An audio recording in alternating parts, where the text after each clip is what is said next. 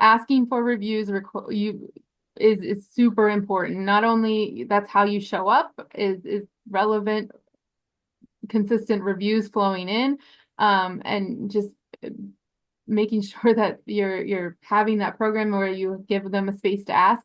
But it's also the consumer behavior is 50% of people have never used storage before. So you need to understand that. And just like if you were going to a restaurant, people want to read what other people think about it. And it's like really the new word of mouth, right? They're reading those before they even call you or go to your website. And then the other piece of that, and why I think it's underutilized, is because you can use them to improve. So when you get a negative review, it can like hurt, right?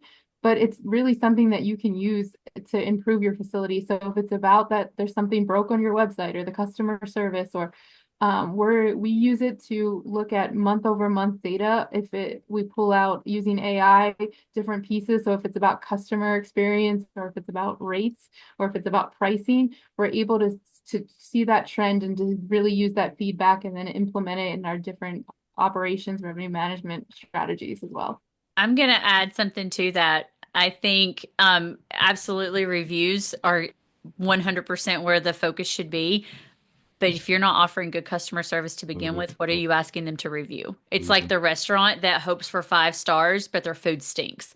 Right. Like, make sure that you're actually offering a product that is worthy of a 5 star review.